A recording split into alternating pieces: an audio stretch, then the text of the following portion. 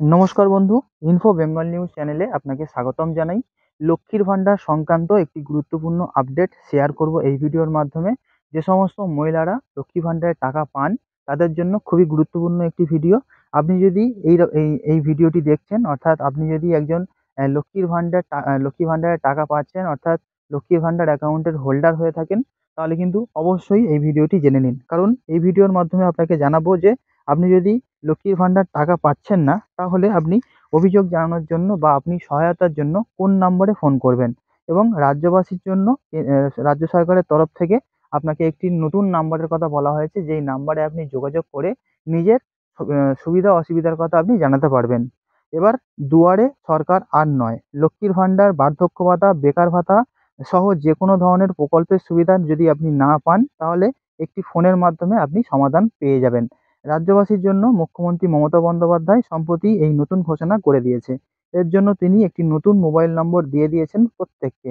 যারা আবেদন করা সত্ত্বেও বিভিন্ন প্রকল্পের সুবিধা পাচ্ছেন না, তারা ফোন করে সরাসরি ওই নম্বরে আপনার সেই সমস্যার বিষয়টি জানাতে পারবেন।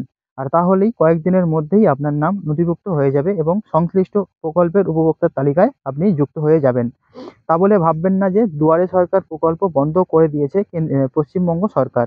সেটি যেমন ৩ মাস অন্তর অনুষ্ঠিত হচ্ছে, তেমন একইভাবে কিন্তু হবে।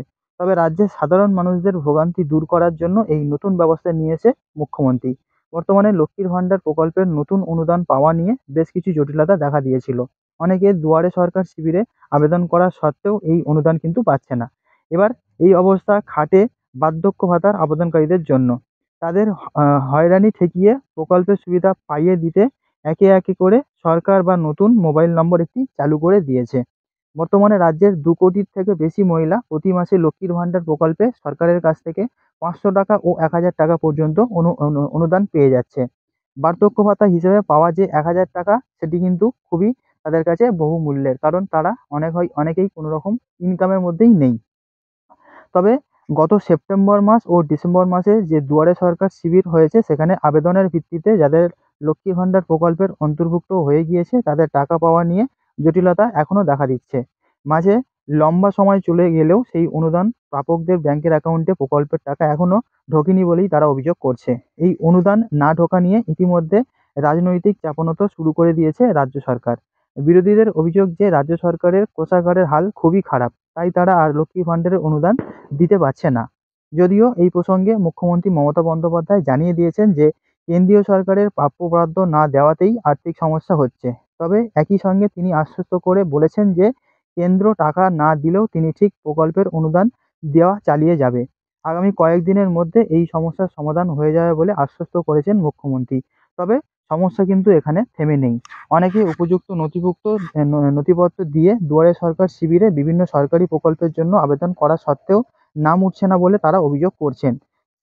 তাদের কাছে সেই সহজ পরিষেবা পৌঁছে দিতে পশ্চিমবঙ্গ সরকার যে নতুন মোবাইল নম্বরটি প্রকাশ্যে এনেছে, তা হলো 9137091370। এই নম্বরটি আপনাদের জন্য কিন্তু পশ্চিমবঙ্গ সরকারের তরফ থেকে এখন চালু করা হয়েছে। এখানে কল করে নিজের সমস্যার কথা আপনাকে জানাতে হবে, আর তাহলেই কয়েকদিন পর সরকারি আধিকারিকরা আপনার কাছে এসে যাবতীয় নথিপত্র খতিয়ে দেখে উপযুক্ত ব্যবস্থা নিয়ে নেবে। যদি আপনার নথিপত্রে কোনো রকম সমস্যা না থাকে, তাহলে সঙ্গে সঙ্গে প্রকল্পের উপভোক্তার তালিকায় আপনার নাম নথিভুক্ত হয়ে যাবে। তো বন্ধু, আপনার জন্য একটি আরও সুখবর পশ্চিমবঙ্গ সরকারের তরফ থেকে চলে এসেছে।